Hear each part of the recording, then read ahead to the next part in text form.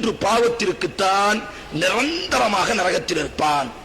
அந்த பாவத்திற்கு அவன் தௌபா செய்யாவிட்டால் அந்த பாவத்திற்கு அவன் நிரந்தரமாக நரகத்தில் இருப்பான் என்பதாக இப்னு அப்பாஸ் குர்ஆனில் 3 வசனங்களில் தான் அல்லாஹ் ரப்புல் ஆலமீன் 3 பாவத்திற்கு நிரந்தர நரகம் என்று அல்லாஹ் சொல்கிறான். அதில் முதல் பாவம், யார் அல்லாஹ்வுக்கு இணை வைப்பார்களோ அவர்கள் நிரந்தரமாக நரகத்தில் இருப்பார்கள். இரண்டாவது பாவம், ومن قتل مؤمنا متعمدا فجزاؤه جهنم خالدا فيها وغضب الله عليه ولعنه وأعد له عذابا مهينا.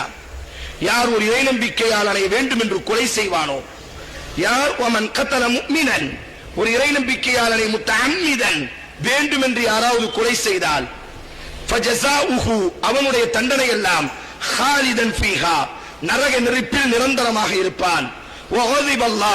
அல்லாஹ்வுடைய கோபம் அவன் தலையில் இறங்கிவிட்டது. வலஅனஹு அல்லாஹ்வின் சாபம் அவன் தலையில் இறங்கிவிட்டது. வஅதலஹு அல்லாஹ் அவனுக்கு தயார்படுத்தி விட்டான்.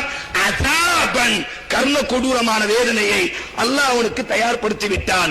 இந்த இடத்தில் அல்லாஹ் யாரை கொலை செய்வீர்களோ, ஒரு இறை நம்பிக்கையாளனுடைய இரத்தத்தை நீங்கள் வேண்டுமென்று ஓட்டினால் அவர்கள் நிரந்தரமாக நரகத்தில் இருப்பார்கள்.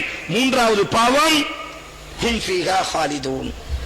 யார் இந்த வட்டி தொழிலில் இருக்கிறார்களோ, யார் இந்த வட்டி தொழிலில் இருக்கிறார்களோ அவர்கள் அனைவருமே நிரந்தரமாக நரகத்தில் இருப்பார்கள்.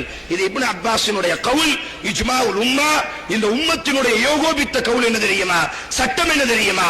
வட்டி என்ற இந்த பாவம் இவன் இறை நம்பிக்கையாளனாக இருந்தால் கண்டிப்பாக நாளைக்கு மறுமையில் அல்லாஹ் அவனை தண்டிப்பான்.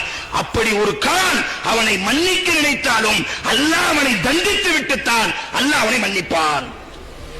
சில பாவம் இருக்கு, அல்லாஹ் நாடினால் மன்னிப்பான், அல்லாஹ் நாடினால் தண்டிப்பான். ஆனால் இந்த 3 பாவத்திற்கும் அந்த சட்டம் வராது. தற்கொலையையும் உள்ளே இணைத்துக் கொள்வார்கள், தற்கொலைக்கும் அந்த சட்டம் வராது. இந்த 4 பாவம் ஷிர்க்கை விட்டு விடுவான், அல்லாஹ் நிரந்தரமாக நரகத்தில் இருப்பான். மற்ற 3 பாவங்கள், அதாவது ஒரு இறை நம்பிக்கையாளனை கொலை செய்வது, வட்டி வாங்குவது, தற்கொலை செய்வது